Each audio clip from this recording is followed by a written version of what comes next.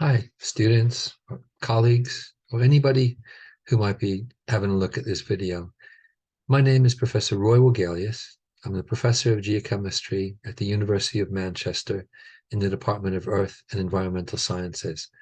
And I'm making this short video to explain what's going on with respect to the industrial action that's currently happening at many universities across the UK, and especially try and explain things from the viewpoint here at the University of Manchester. I'm creating this for the students so they can understand the issues. I'm going to try and make the video about 10 minutes long.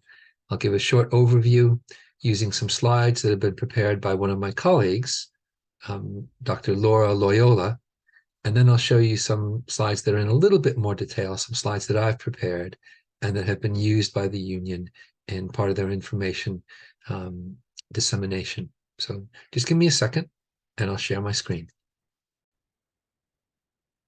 So this is a quick and short guide to the universities and college union action with respect to forfeits and pensions. First of all, for those of you that have never encountered a union before, what is a union? Well, it's what the UCU is. It's a union where people who work at the same place or work on the same kinds of jobs band together as a collective to make democratic decisions and use the strength of being combined together in a union to improve negotiations with the people who employ us. In this case, what we're working for is fairer pay. We're working to have our pensions restored. So pensions are what we get paid when we finish our working life, when we become retired and we've stopped working when we get older. And then also just working for, in general, fairer conditions. So the UCU is the union that represents us. It's the University and College Union, and it's a grouping of the academic staff. It includes postgraduates, but it also includes a large number of support staff. There's about 70,000 union members across the United Kingdom, and together they've all voted to strike. So it's not just at Manchester, but every university in the UK has experienced this strike action. So what happens when we strike? Well, we don't get paid. The whole idea is that we withhold our labor and we show the employers that nothing gets done without us. But in return, we don't get paid for the days that we strike. But what we do is we go out and we stand in front of the buildings on what's called a picket line. A picket line is a chance for us to show our employers that we're not working. The second thing it enables us to do is educate people about why we're striking, what the problems are that have led us to withhold our labor and confront management. So what are the things we're striking about? Well, they're grouped under 4 different things, plus a pensions fight. So there's inequality, and you can see up here, different groups of people who work for the universities are paid differently, and that doesn't seem right to us. It's not good. The second thing is there's loads of people on casualized contracts. So the people who do the research at the universities are particularly poorly served because they don't have permanent contracts. So they don't know if they'll have a job next year. They may work for 4 or 5 years, and they may not know if in the 5th year they're going to have a job. There are also a number of people on 0 hours contracts, which means there's no guarantee that they work at all, which means there's no guarantee that they'll be paid. Those of us who do have permanent contracts are very lucky, but part of what's happened in universities across the UK is our workloads have been rising. So we have to do more and more and more work, and we don't get an increase in pay. And in fact, the pay rises we've been given have been so small that they're smaller than inflation. And that means the income that we have to spend has gotten smaller and smaller and smaller every year. So people who are on the low end of the pay scales are in trouble right now. And we don't want to see that carry on. It's not good, it's not sustainable, and it's not fair. So this slide kind of goes into all these things in a little bit more detail. There's pay gaps depending on people's ethnicity, based on their gender, based on whether they have a disability. We want to see that stopped. the workload is too high, and 4 out of 5 staff, that means 80% of the people who teach you are suffering from too high of a workload. In fact, almost 9 out of 10 people have had mental health issues, and that's not good. And I don't understand why our employers can carry on with that as a result. It's just obviously not sustainable, and it's not fair, and it's not healthy. And it's not good for you as students, because it means that you're being treated. It means that you're being taught by people who are stressed out. Loads of people are on these short-term or 0 hours contracts, and we're better than that. We can do better than that. We shouldn't be exploiting young people. The pay rises have been, quite frankly, ridiculous. They've been below inflation for over 12 years, and it means that our real term pay has gotten smaller and smaller and smaller, until many people are struggling to even pay their bills, to pay their rent, to eat, to feed their families. And that's not right. There's more than enough money in higher academia, in higher education, or in academia, that we shouldn't be doing this. We shouldn't be exploiting people at any level. So we want equal pay. That seems reasonable. We want to improve the job security of people who work in the sector. We want to make sure that people aren't being stressed out and have their health ruined. And we want fair pay. And they're all doable. They're all reasonable. They're all affordable. Now, there's another thing in here, which is the pensions dispute. So like I said, a pension is something you pay into in your working life, and then it supports you after you stop working when you get old. Well, the people who employ us have decided that we're not worthwhile, that we're not worth anything when we're too old.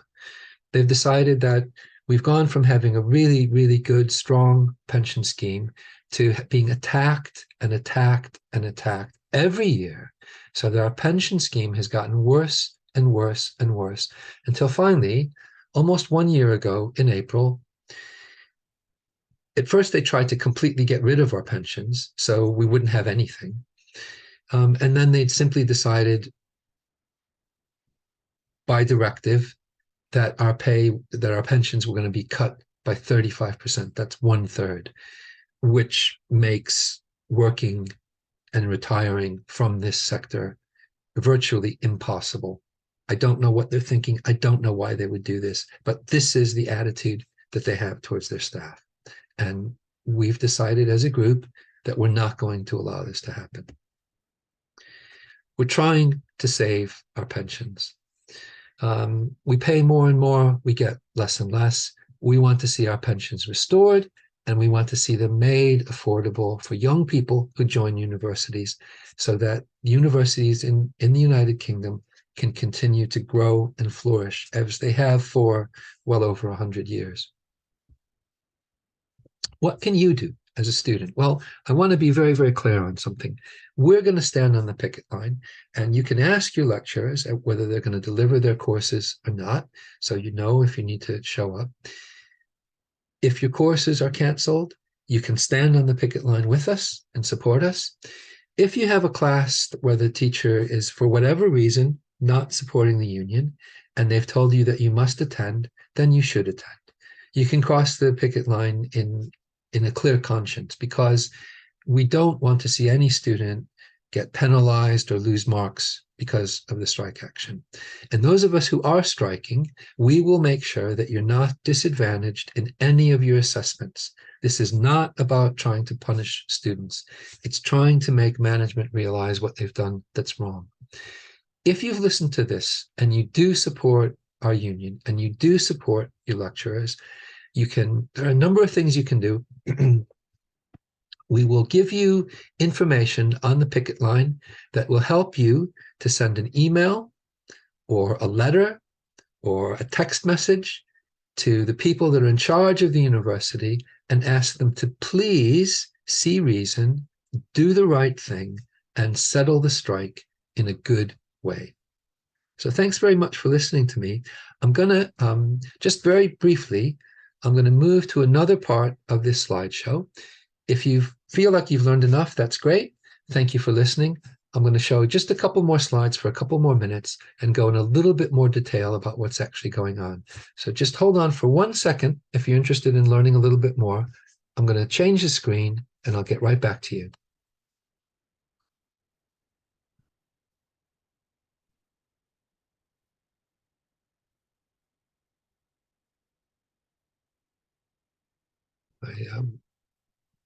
Zoom is not behaving. Just hang on. Okay. And there's one other thing that I forgot to say from this first part of the talk. These are the strike days as they're coming up. There'll be 6 strike days in March.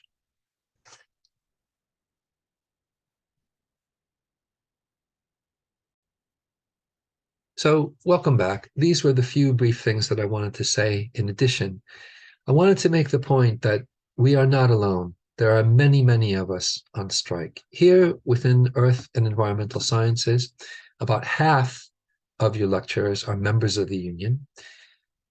71% of the people in the union returned their ballot, and overwhelmingly, it was nearly unanimous, the number of people in the union in this department who supported this strike. This reflects and is a subset of what happened nationwide. Thousands and thousands of people returned their ballots, and over 80% agreed on taking strike with respect to the forfeits and the pensions.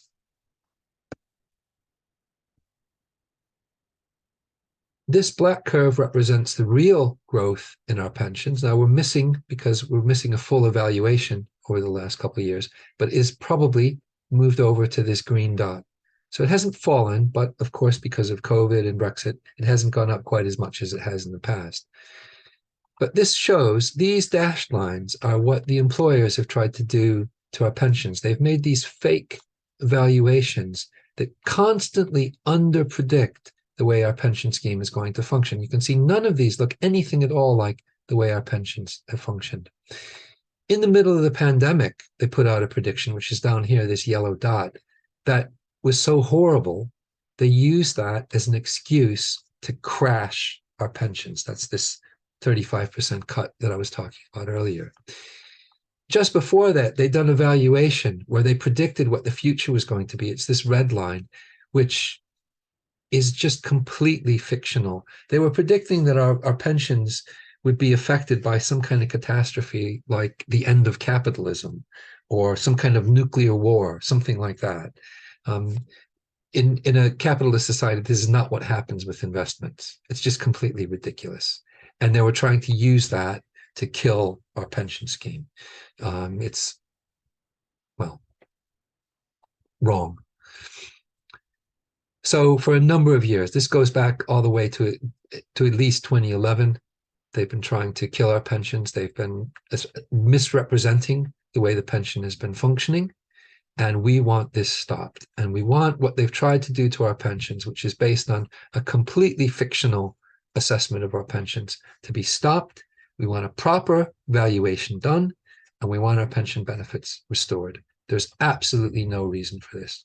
And it's difficult to understand why they're doing this. The only conclusion I can make is that they don't value their workforce at all, despite the fact that they make billions and billions and billions and billions of pounds off of us. In fact, if we let this kind of activity go on, I'll show you what this means. For pension payments from 1 year, this is an estimate of what that will be worth when that person is in retirement age in the future. And it's shown here for 4 different groups. This is what it would be like for a university professor or a university lecturer. They pay in for 1 year, and as they get older and older and older, the quantity of pension that they get in return gets smaller and smaller and smaller. As a matter of fact, it's ridiculously small. This, I'll just do these two. This is a green one. This is for school teachers. This is for teachers who teach the really, really young, small primary school kids. Their pensions are better than twice as good as ours right now. So what our employers are telling us is that we're worth far, far less than the people who teach primary school. I don't agree with that. And I don't think that's right. And this needs to be stopped. And the employers need to get behind us and stop this. I would actually call it criminal, actually. And this is why we're striking, or one of the reasons why we're striking. Another reason why we're striking is because of pay. And I said that the pay increases that we've gotten have fallen below inflation. Now, I've used a particular index of inflation here. So this would be at 0. So this is the inflation accounted for year by year. And these are how far our pay rises have fallen behind inflation. So we're at least 15%. If you use another index of inflation, it's more like 25%, maybe even as high as 30% behind inflation. This is in a sector where tuition income increases year on year. There's 44 billion pounds in cash reserves, and each year there's 2 billion pounds in operating surplus. They've been doing this to us for over 12 years, and we finally had enough. And if there's an argument that, oh, I'm sorry, we don't have enough money, we can't do that. This is what the bosses have been paying themselves. They took a little bit of a dip early on, but year on year on year, they've been paying themselves way, way above inflation, as if there's plenty of money in the system. Strange that. When it comes to paying themselves, they get big, big pay rises. When it comes to paying their staff, the ones who do the work, that bring in the students and teach the students, nope, sorry, we don't have any money. The average vice chancellor in the United Kingdom makes £269,000 per year. And that's probably even more than that. And they get thousands and thousands of pounds in housing benefits, fuel, travel, etc. So the argument that there's no money is it just does not wash. And they've been exploiting all of their staff, not just the young ones, for quite a while now. Now, I'm not the only one who thinks this. As I said, there's 70,000 union workers who are going to be out on strike again. But here at Manchester, this is what we think about the way we're being managed. This is the university survey. I followed this now for nearly a decade, and the most recent one has come out. Look what's happened. People used to think this was a good place to work. That's just fallen off a cliff. We don't think that anymore. Only 2 out of 3 people think this is a good place to work. And if they carry on the way they're behaving, this is going to fall even further.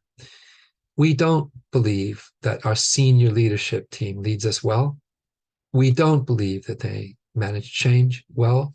We don't believe that the senior leadership team has a clear vision. These numbers refer to an average of all the higher education institutes. So you can't also say, oh, well, it's just the sector. Everybody in higher education is having trouble. No, the management at the University of Manchester functions 18% worse than all of the rest of the average for higher education. So it's not just me who thinks this. This is the consensus of what's happening abroad, through the whole country, as well as here at the University of Manchester. These are the reasons why we're striking. So I'm going to end that, and I'm going to stop sharing my screen. Just give me a moment. And I'll just leave this video by thanking you for listening to me. Thank you for staying through to both parts, if you have. Good luck to you, if you're a colleague or a student. I hope the strike ends soon, and I certainly hope that management listens so that we can preserve British higher education and keep it one of the very, very best parts of this country. Thank you very much for listening to me.